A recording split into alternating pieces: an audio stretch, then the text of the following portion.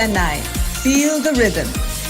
तुम सुनो सबको सुनाओ वॉइस इट वीआईटी रिदम तो फील करो मेरे भाई வாய்ஸ் இட் VIT சென்னை கூட சேர்ந்து சரிங்க சிந்திங்க கவலைகளை மறந்து ரிதம்ம ஃபீல் பண்ணுங்க. వింటూనే ఉండండి వినిపించే వినోదం voice it from VIT Chennai feel the rhythm. ഇപ്പോൾ നിങ്ങൾ കേട്ടുകൊണ്ടിരിക്കുന്നത് voice it VIT Chennai. Feel the rhythm. കാതോർക്കൂ മനസ്സ് നിറയ്ക്കൂ.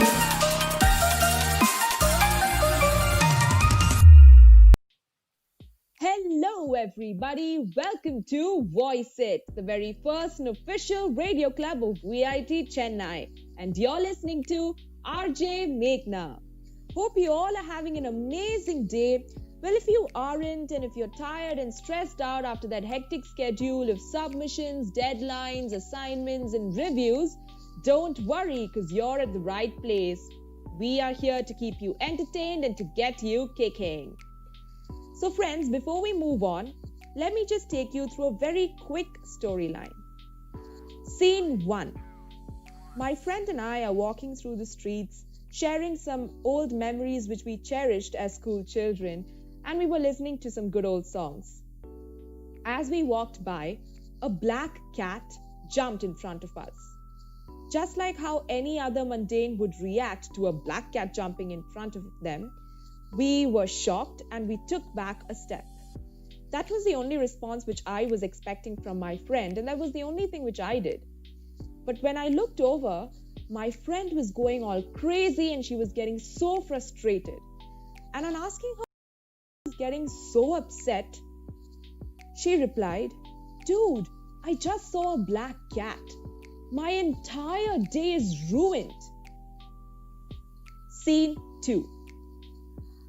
I was in my study room busily studying for my project review, which was scheduled for within an hour, and it was lunchtime and my stomach was grumbling as I was so hungry, and I could get the strong smell of fish fry from the kitchen. Just as I was thinking of what I'm going to have for lunch, my mom calls out, "Meghna, lunch is ready." As soon as she tells that, I ran out of my room into the dining hall. I grab a plate, I take some rice, I take some fish, and as I take the spoon to put some curd over onto my plate, all I can remember is that I got a huge whack on my back. I was so annoyed and frustrated for my mom doing such an action, so I looked over to her with a huge question mark on my face, to which she replied, "How many times have I told you not to eat fish fry and curd together? It's very bad for your health, Meghna. You already have so many skin diseases. Do you want to further aggravate them and go to the hospital and spend more money?" No comments. Scene 3. My friend and I were yet again having a conversation, and it was about the submissions and assignments which were due for the past 1 week.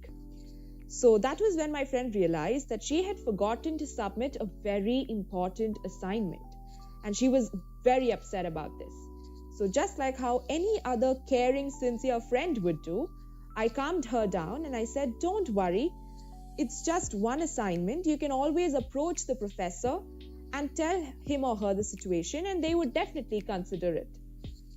So to that, she said, "Dude, I've been so forgetful these days.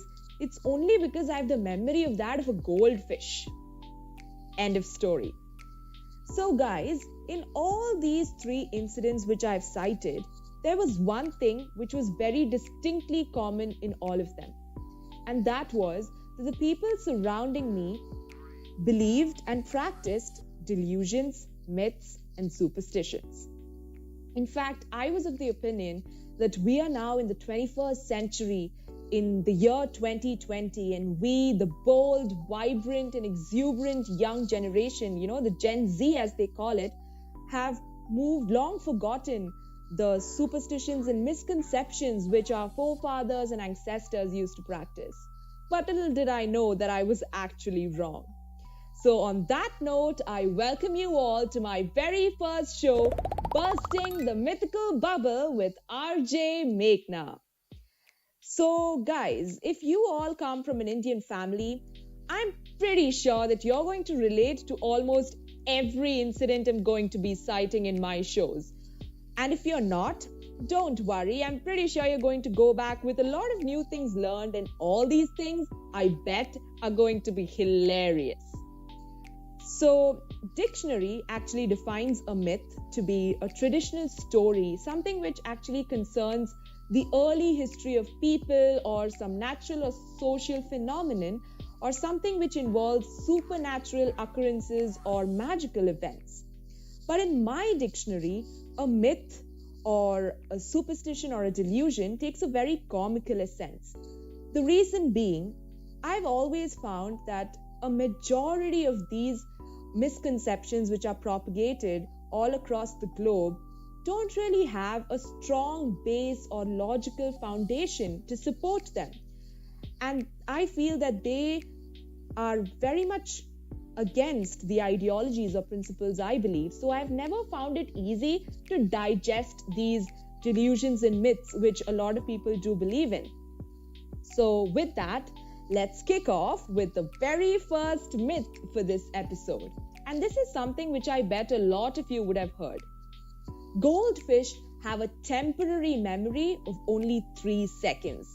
Now guys, it's a very sad fact that goldfish have a reputation of having bad memories and which are only existent for a temporary amount of time, because over the years and over the decades, scientists have done numerous tests to discover the truth. And it has turned out that the results were pretty staggering and contradicting to what people actually believed and propagated. It turns out that the idea that these orange aquatic creatures can not only remember things for 3 seconds, it's something which is absolutely wrong.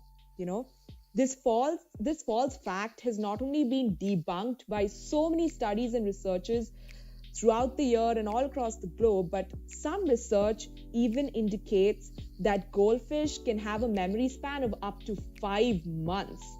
So goldfish showed that not only can they retain information, but they also have the ability to recollect and recall certain incidents, experiences, or things which they have seen later. Now, there's this research fellow at Sydney's Macquarie University who had been studying about fish behavior for a lot of years. And in one set of experiments which he had conducted, he had placed a lever into the fish tank, which when pressed would actually dispense food. So this was repeated for almost a week. And this was carried out by the scientist himself.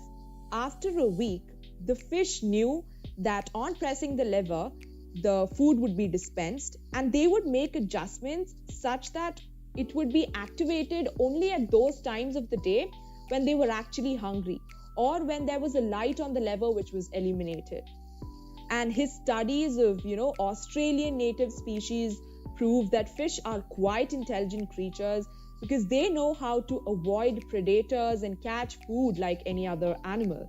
Because that's one of the survival essentials which is very much important for any species which belongs to the animal world. That is the only thing which they can actually inherit to make themselves safe and to ensure that they've got a longer lifetime. So the next time you hear your friends say, "Oh God, I forgot to do this because I have the memory of that of a goldfish," well, you can probably correct them and tell them, "Dude, I'm sorry to say this, but you have a memory which is even worse than that of a goldfish." So with that, let's move on to our second myth. Now, this myth is actually a very scientific one. Water boils faster when salt is added to it.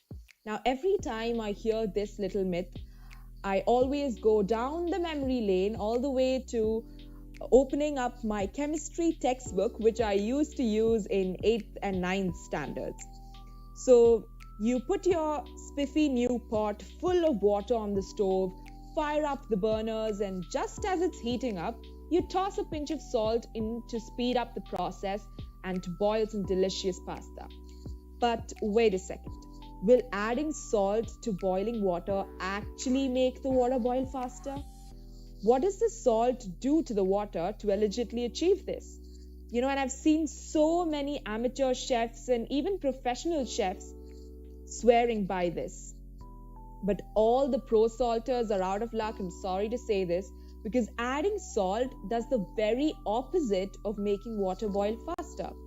It actually makes it take longer for the water to boil. Now, what actually happens is the salt increases the boiling point of the water, which is when the tendency for the water to evaporate is going to be higher than the tendency for it to remain as a liquid on a molecular level. So when salt is being added, this phenomenon called as boiling point elevation comes into play. And this involves those old chemistry mainstays, the solute, the solvent, and solution. So boiling point elevation happens when there's a non-volatile solute being added to a pure solvent, which in this case is water, to create a solution. So the salt water requires more amount of exposure to heat and more amount of energy to boil when compared to water alone. So definitely the boiling point is elevated and the time it takes to get the water to boil would increase. Why is this? This is because when you're adding salt to water, salt molecules are going to occupy the intermolecular spaces of water. And if it needs to break through the intermolecular forces which are existing in water, it requires more amount of energy. So more amount of energy would require more amount of heat, and that would result in an increase in the temperature of the boiling point of a solution, which in this case is water and salt. So what we are basically doing when we are adding salt to water is that the temperature at which the solution is boiling is taken to a higher level. So initially, if water is boiling at 100 degrees Celsius, when you add salt to it, it would boil at a higher temperature than that of 100 degrees Celsius. So it wouldn't make sure that the water gets boiled at a faster rate. It would only make sure that the temperature at which the water is boiling is taken to a higher temperature. So next time you see your mom or any other amateur chef trying to boil water at a faster rate by adding salt, please do correct them and save them some time. Moving on to the next myth. Now, this is a myth which I have been bombarded with, especially since I'm a person who has been really interested in robotics, automation, artificial intelligence, machine learning, etc. Robotics leads to job loss. Now, technological advancements have taken over large categories of jobs throughout much of the recent history. But the ultimate result has always been the creation of new job categories in a new economy, which is rejuvenated by newfound productivity. So today's advancements in robotics are very, very likely to have the very same stimulating and propagating effect. And these are not new concepts. Karl Marx had argued that technology would help free workers from harsh labor and lead to a reduction of working time. In 1930s, Bertrand Russell had written that the benefits of a little more idleness, and the economist John Keynes predicted that automation could actually enable a shorter working week of less than 15 hours. So technology may displace older job skills, but it also does guarantee new work demands. Most of the corporations actually seek to protect their vested interests while keeping shareholders sweet. And by sweet, I mean searching for cheaper labor rather than actually investing in expensive capital infrastructure. Now, while automation may replace certain jobs, technology can actually rarely act as a substitute for humans, mundanes, or people. For one thing, the tasks that robots are currently well suited for are the repetitive and often hazardous activities which workers may find quite dull and frustrating.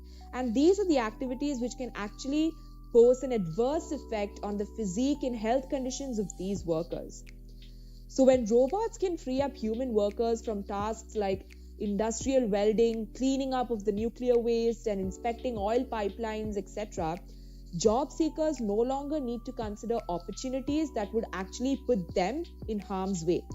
So propagating the ideology that robotics, artificial intelligence, and other neural networks are going to lead to job loss is an absolutely wrong fact, because it isn't. Now, if you consider the creation of any basic robot, you would require people from the programming industry, from the electrical industry, from the mechanical industry, and you would also require at least one person who would be able to supervise the tasks and chores which are carried out by these people in order to ensure that everything comes together. So if this is the case of a small-scale robotic project, you can imagine how much of human power and workforce is required for creating a large-scale robot. So robotics and artificial intelligence are booming in today's world, but that doesn't mean that there is a reduction in job opportunities. There may be certain fields where there is a reduction in the job opportunities, but there are an equivalent number of other fields which have more amounts of job opportunities and other employment opportunities opening up.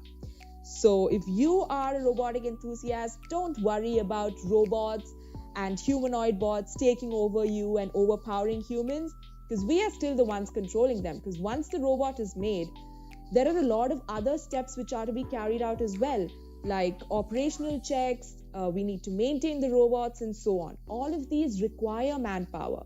So propagating the idea that robotics leads to job loss is a completely delusional myth. Now, this one is something which you're sure to have heard if you're from an Indian family. So, and you must have probably outgrown this one. So most of us would actually get the dreaded hic at some point, and that's the hiccups. And it's usually followed, by a well-intentioned onlooker suggesting some kind of home remedy like eating sugar or holding your breath and drinking water and whatnot. So in my house or in my family, if I get hiccups, it's only one reason. It's because someone is thinking about me at that moment. Now, this is something which has no sort of logical or scientific backup. How is it going to relate to the fact that I'm getting hiccups because someone else is thinking about me? If you look at it from a scientific point of view, hiccups are actually repetitive and uncontrollable contractions of the diaphragm muscle which are present in your body. And this is the muscle which actually separates your lungs from your abdomen, and it's the one which regulates breathing and other respiratory activities. So the diaphragm is going to contract as you breathe in and relax as you breathe out. So hiccups are mainly caused when this diaphragm, they contract out of rhythm. So your body would react with a hic sound, and that is something which we are most familiar with. So it's so common that even before you've taken your first hiccup, you're already hoping that it is from someone you know or from some family friend or some relative or someone of yours. But I'm sorry to say, and I find it really difficult to break it to you, that sometimes it's just caused because you need a little bit of water or you're running short of oxygen.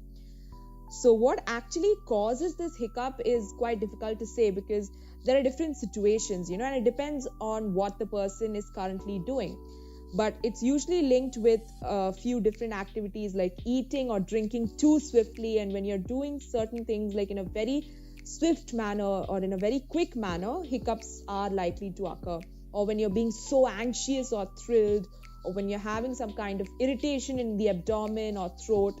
These are mainly the situations when you get a hiccup, and not when someone's really thinking about you or when someone's actually trying to call you or something like that. So this is a myth which has to be really, really looked into, because I've seen so many people, so many friends of mine, in fact my own family members use this.